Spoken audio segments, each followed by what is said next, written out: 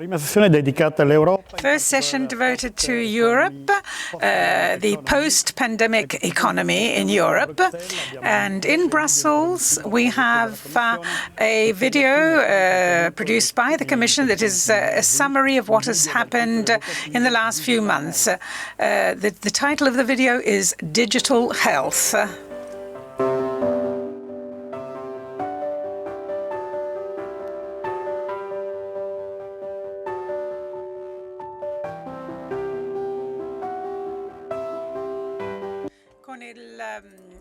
Osserviamo le...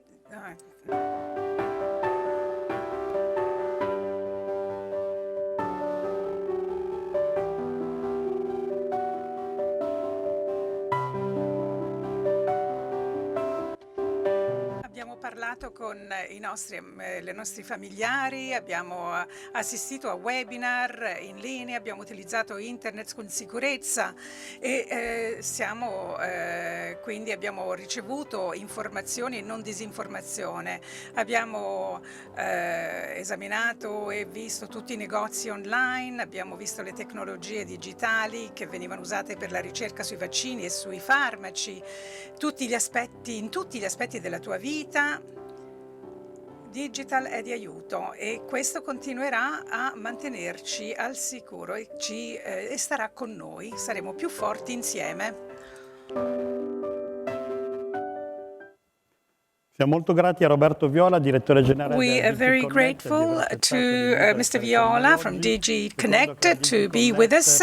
DG Connect is the point of reference for our sector because that is where the strategies are developed for a smart and inclusive and sustainable development and for all those aspects that have to do with the information society.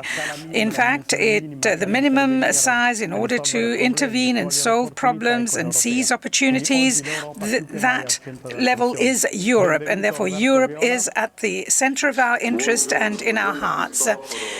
Good morning, Cristoforo. Thank you, and good morning to everyone who is listening to us. You are a great Italian who is working at the European level. We have lent you to Europe, so to speak. Well, when you say a great Italian, you're referring to my belly. No, of course not. Well, let's go back to what happened in the last few months and what DG Connect did during the pandemic. So how were you involved and what was the role of DG Connect during the peak of the pandemic? Well, first of all, I would like to answer your question, but first of all, I would like to explain I'm here. I don't want to boast, but I receive hundreds of requests every day. But I decided to accept your invitation because I wanted to say thank you. Thank you to Namex. Thank you to all the Italian ISPs and to all the internet operators in Italy because they did a wonderful job. And thanks to you. Well, half of Italy, we're talking about the south. Italy was connected to the rest of the world and people were able to work from home and students were able to attend their lessons. And we also had a more structured telemedicine at work, and all this was made possible thanks to you. And the biggest thanks go dutifully to the health workers, but also an applause is dutiful to the internet operators. So I'm here to say thank you first and foremost. The other thing I wanted to say is this. I believe that the internet infrastructure in Italy deserves more. The work that's being done is extraordinary, but I think that more attention should be paid by the public bodies to investments in independent data centers, independent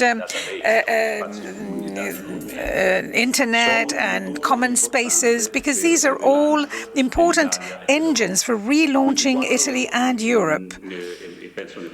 I think we're going to be speaking about this during the interview, but when we consider the funds that the European Union has made available,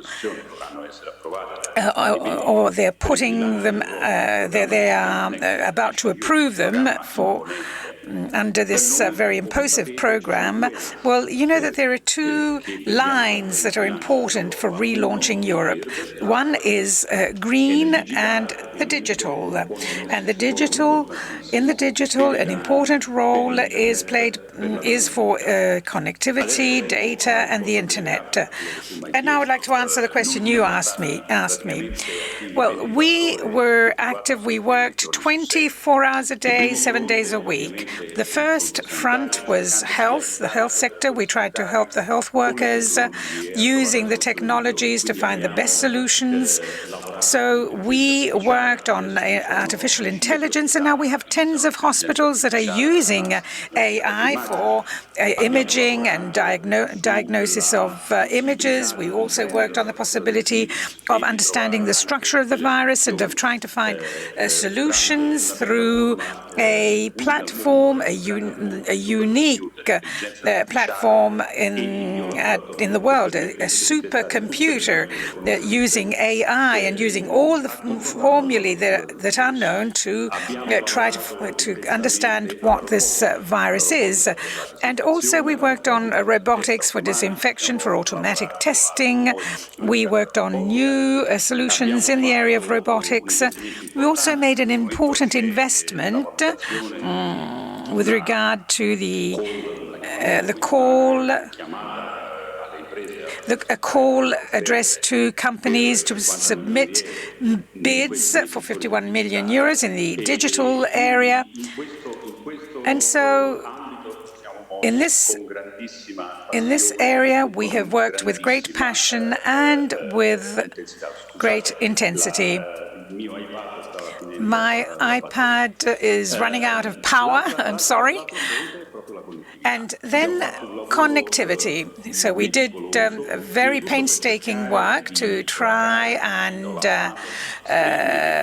provide all the applications and requests for streaming from home. Our commissioner asked YouTube to lower the speed, the 30% less on the whole of the European market. And we monitored, together with the European regulators, we monitored the quality of the network, and we were constantly in touch with ICANN to monitor the essential nodes of the internet network and to have an understanding of the situation in real time. And thanks to you, most of these things were done. And then we also worked on those famous applications that enable us to track all the people who came in contact with the people who were infected, and common lines were adopted in Europe. And now we have a solution through an app, the app that is being prepared and will be soon available throughout Europe. Well, thank you. Please allow me to add a comment here. Recently, you also published a fax on 5G, and at the time of fake news, this helped us understand what 5G is, what it's going to, the things it's going to bring, how it's going to change things. But looking to the future, could you tell us something with regard to the next generation Europe? What this new plan, how is it going to relaunch the digital? What is the role of digital according to this European plan? Well, if you allow me to say a joke, it's only 50% of the plan, because the European Commission clearly said that this plan is dedicated to the transformation of the digital in Europe. In actual fact, there are things that have to do with the reforms and structures and also resilience, the Europe's capacity to withstand another crisis, which we hope will never happen. So these are complementary aspects. aspects. So we have the programs that are the long-term programs in the 7-year plan starting from 2021. And there we have 3 programs. One is digital, and it's totally new, which is called Digital Europe, which is not a research program but or project. It is a program that is practical. It aims at making it possible to create European data spaces, applying artificial intelligence and super calculation, and applying these methods to medicine, transport. So this program is it's worth 10 billion euros, more or less, just under 10 billion, 9.2 to be precise.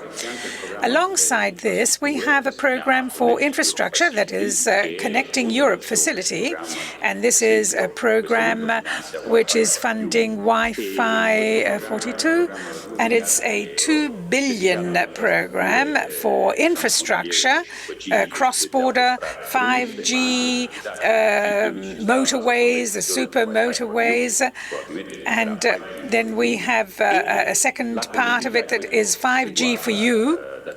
And so this will involve Namex and all other operators, and connectivity over long distances to improve the quality of the internet, both at the European level and at the worldwide level. And then we have a program that is dedicated to research, Horizon, and that its digital arm, and a very good program for health, which is called Health for You. Now, this package, then we have the structural funds, there are other programs, but then we have the emergency package, which is a huge program with billions of euros at stake. And this too sees green and digital as being the main pillars.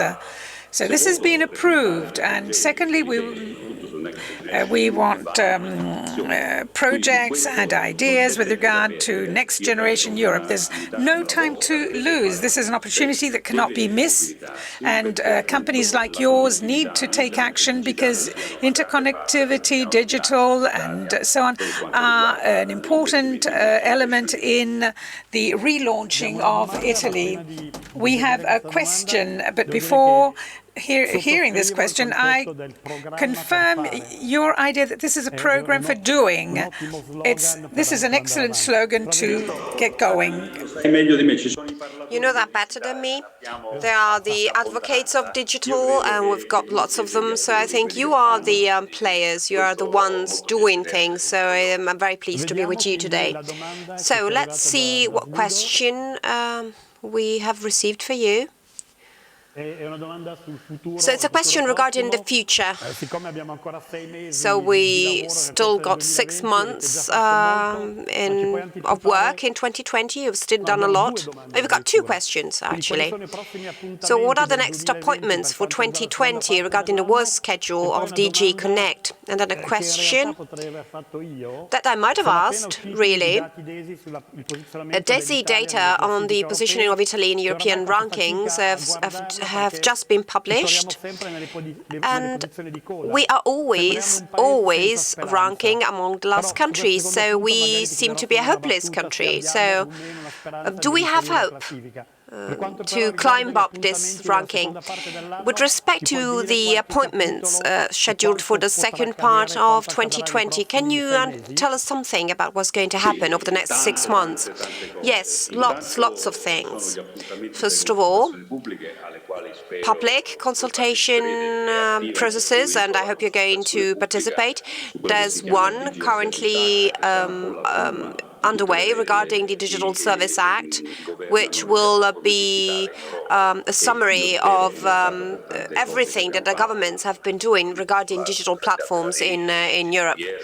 So the GDPR, etc. So this is going to become, hopefully, an international benchmark regarding regulation for platforms like these. Then we're going to keep working on the things I've mentioned already. So we will focus on Digital Europe. We will focus on connecting facilities. And we will publish our schedules. But obviously, the first step is to have our investments approved, because in order to work, we need certainty in terms of money, in terms of resources. And I hope that over the next few weeks, over the next few months, the heads of states and governments might come to an agreement on the package of measures we have presented, and quite soon we're going to start working on concrete projects. But the fact that right now we have to wait for our proposals to be approved should not stop you from putting forward other proposals to us or to other Italian authorities. This can be done at any time, and it must be done because we need ideas right now. So whatever idea is welcome.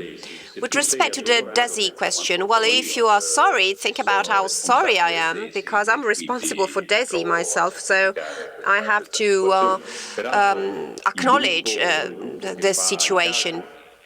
Well, the group that has made these calculations is led by an Italian, so the fact that we are suffering, well, this can be easily confirmed. You don't need to be a Nobel Prize laureate to know what Italy should do, because we've been published 4 or 5 of these reports.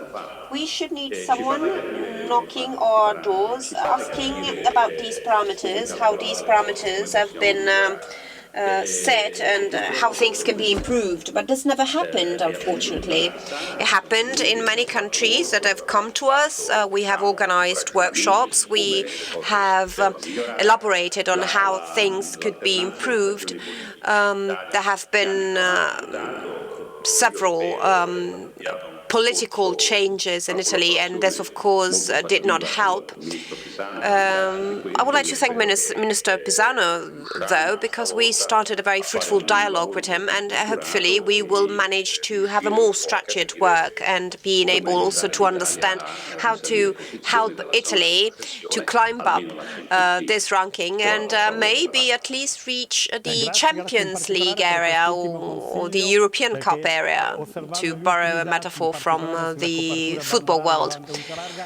With respect to the ultra-wide band and wideband, well, we need to clarify things. I would like to thank Roberto Viola for the time he has devoted to us, and see you soon. Thank you, Cristoforo. Thank you, everyone.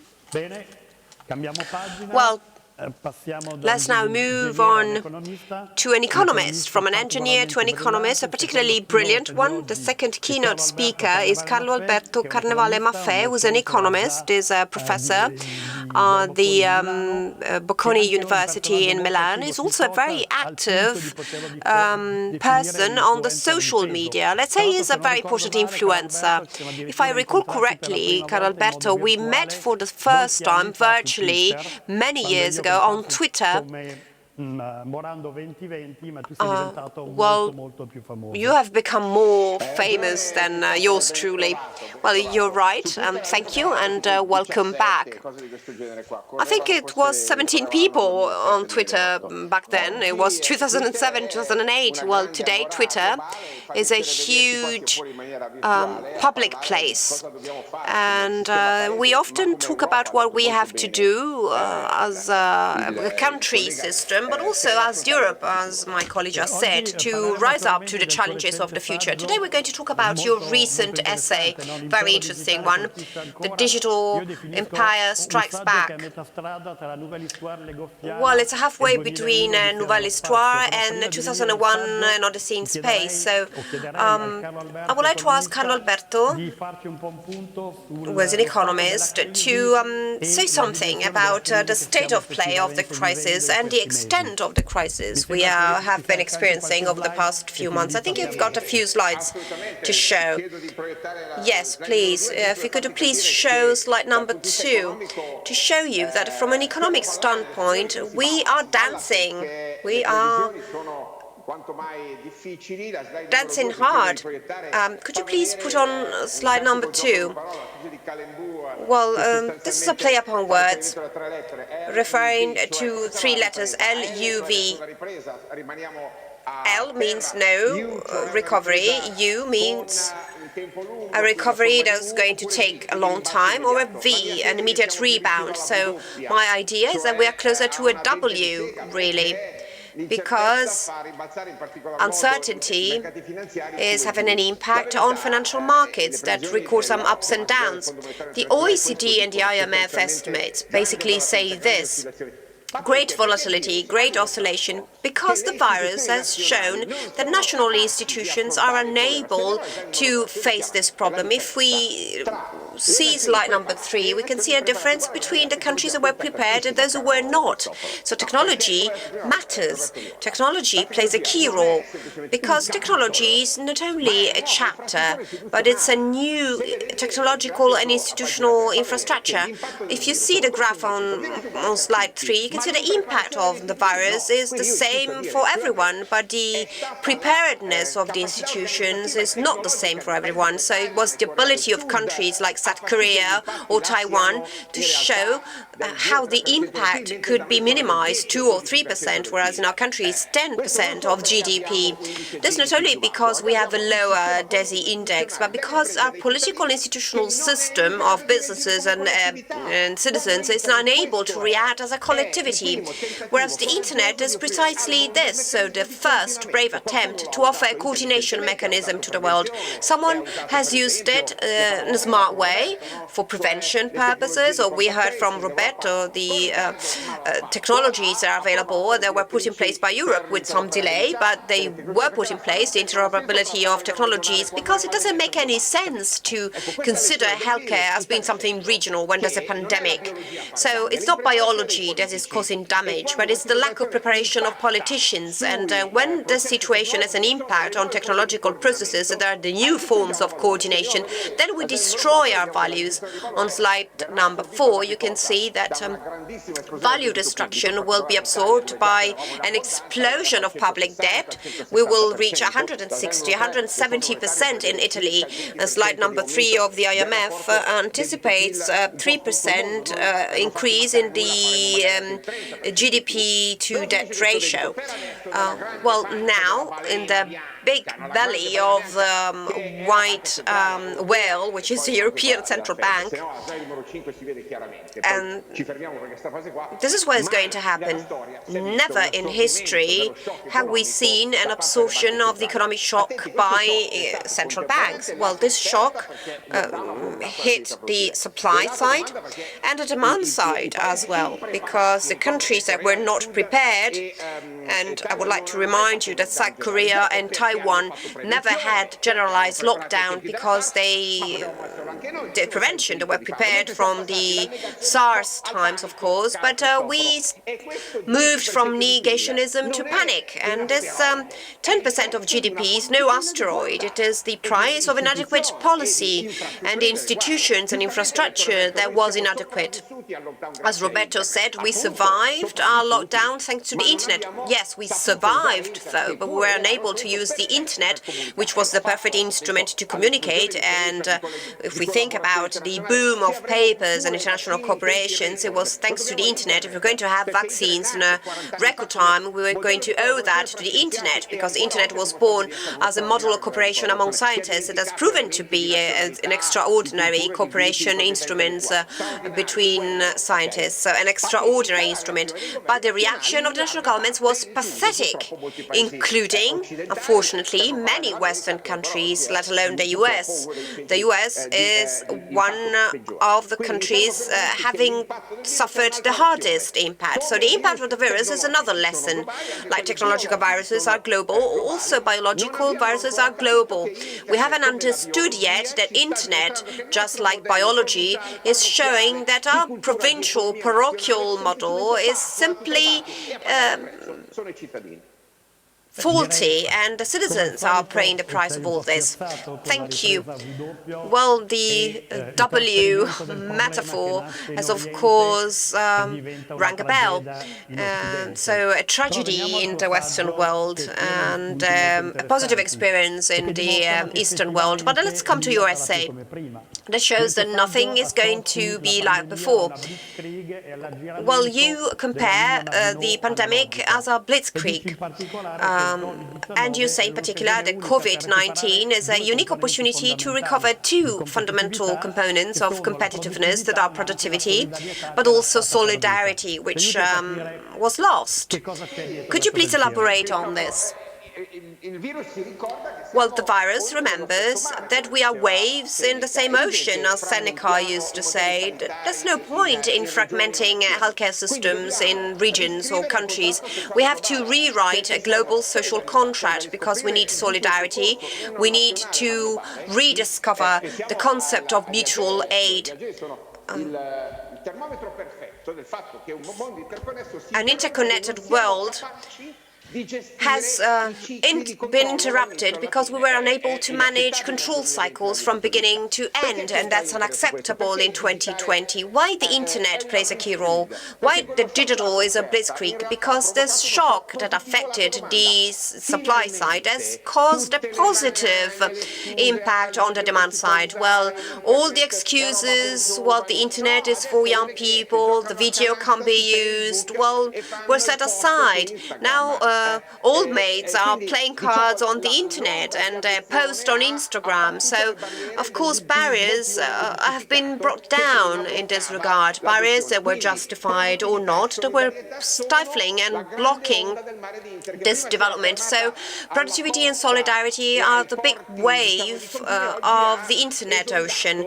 Now, we have reached Middle Earth. We have reached the education world. Well, e-learning was never considered, and then over a weekend, 6 million students with difficulties, of course, had to find a solution to that. That's a sign of a country that is present, that exists. Whereas we focus on the rule of 100, we decide to pay money to the pensioners that are not the future of our country, of course. We have to focus on young people, buying tablets for them. So our challenge to recover productivity and solidarity is something we have to rise up to. Well, Roberto talked about a new initiative in Italy, in Europe, the Digital Service Act, which is an attempt to give back a role to Europe. So a factory of European technologies. CERN was born there, the basis of the World Wide Web. This is the internet we want. This is the internet we have to promote. So we have to rediscover all this, and this is very useful because it reminds us of the fact that viruses like the one we are addressing now are a social disease. No one can be saved on their own, so we need a coordination model. So it's a halfway between a pre-internet world where computers were isolated and a world where every hub is part of a network. So rediscovering this principle means recovering productivity, and I will conclude by saying that a big shock was not on globalization. It's not the global division or breakdown of work that has changed, so that we're going to stop importing from China. That's crazy. But it's the local organization of work that has changed, because we have discovered that the many meetings we used to have can be held on the internet, that a document can be shared on Google Docs, and this is slowly changing, of course, because it's difficult to overcome some resilience from the managers, from the unionists that used to say this can't be done. So there are constraints of some blind people, not everyone, of course, that have been changing the rules of productivity. We will need time because infrastructure is needed, but we will abide by this, because without this, Europe will not restart, nor will global growth, because what is based on public death is morphine, is compensation, is a drug. We shouldn't be prophets singing in the middle of nowhere. We should have the necessary authority to say this is the starting point from which to start rebuilding a country, a project like that of Europe, and making sure that Europe can go back being a factory of digital technology. It did it with GDPR, with other initiatives. It is doing this with the Digital Service Act. So Europe has always set the rules for the whole world. In America, someone has forgot about this and has decided to turn a blind eye on this to create other realities. But GSM was invented here. The GDPR rules were invented here. Well, in China, there's someone exploiting an imperial political approach to win some space. And since there's still lots of space to be conquered on the internet, we cannot lose this scenario. Europe as a single market, as a single organization, is hoping to become a guardian of rules, and the strongest one always wins in the jungle. And this is what's been happening over the past few months. The big monopolies, the big global oligopolies of the internet have been winning over the past. In part, you have anticipated the next question I'm willing to ask you, but I have to share a secret with you. I bought a tablet for my mother-in-law. You were great. Now be responsible for your crazy actions. But I also paid for a subscription fee, so I have two problems now. Well, it's the most cost-effective in Europe. Maybe our bandwidth is not that big, but we have the lowest fees in Europe. Well, she was very happy in using it for the first few days to connect with her grandchildren. Then she has set it aside because she hasn't understood yet that there can be also some interesting contents there to focus on and to read. Let's come to the last point that you've already mentioned, that you called a founding moment for the digital market, to make sure that the conditions are created for a sustainable development and for the birth of new players who should not be the great US players. So do you want to add something on the foundation of the European Digital Institution? Well, that's the new Europe cannot come into being with financial instruments only. Well, I'm happy with the recovery fund and so on, and this is something totally new, and the virus made them possible. So we are at the Hamilton moment. 200 years ago, the United States created the their federal structure, but we need a true European antitrust model, and the Digital Service Act goes in that direction, namely that Europe is not up for grabs by the oligopolistic powers. And the coronavirus helped them out quite a lot in this. Microsoft, Skype, Dreams, they have, and Amazon as well, they've trebled their business in Italy, and they can even provide loans to companies. They can do anything. Facebook is launching payment on WhatsApp. Google and Apple, as Roberto was saying, they decide what medical information should be provided on the coronavirus. But in actual fact, they have taken on the power that should lie with the health authorities. So these companies have done great work, and they have invested, but this is not enough. Europe has to take up its, regain its lost ground, and the European Digital Institution is a platform for services for companies and citizens who want to interact not with the national individual bodies, but with Europe. the day before yesterday, Europe adopted the interoperability guidelines for technologies that fight against coronavirus.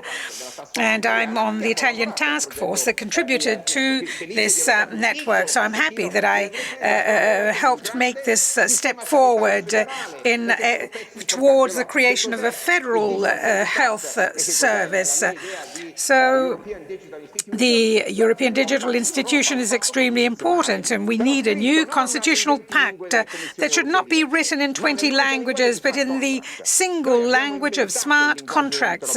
We invented the language of, in this area, we invented the GSM, the first world standard for interoperability. So why can't we invent and impose in a liberal and open way through like the open system of internet? So why can't we contribute to this new situation? So the democratic and liberal, inclusive and solidarity-based approach becomes a code, it becomes an algorithm. AI is not only replacing human work, which is important, but it is the creation of rules. We must go back to Kant and to a Europe that can create universal laws based on experience, respect for individuals, consumers, and so on. This is Europe's mission. Internet and digital is not only an expenditure, but the flag of Europe for those who believe in freedom and in inclusion.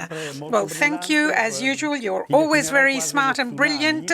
You're a sort of a tsunami, and I'm sure that many people are going to read your article. So I'll see you on Twitter, and hopefully I'll see you in person quite soon.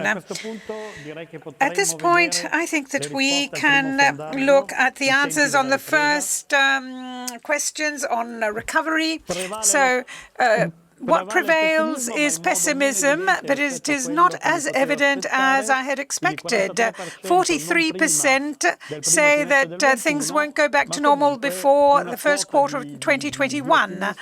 There are and those who think that we're going to go back to normal by the end of 2020 is quite high as well. So there is optimism, but as Renato Brunetti was saying, this is linked to the audience that we have today, which is an audience made up of companies that have not been heavily affected by the crisis. But at this point, I would like to launch a second number of questions. A second survey. So, what do you think about the Immuni application? And here we have the answers were very, very fast. And actually, over 40% have already installed it. And 40% consider it to be useless. This is a very interesting screenshot of reality, but we're going to hear about this at the end of the morning with the last panel. At this point, we're going to have some ads, some advertisements, and after which we will start with the next session. Con cui fanno le cose, è una cosa che mi piace molto, è gente seria che fa bene con semplicità il lavoro e fa quello che serve, e quindi io sono molto contento che esista e gli auguro il meglio.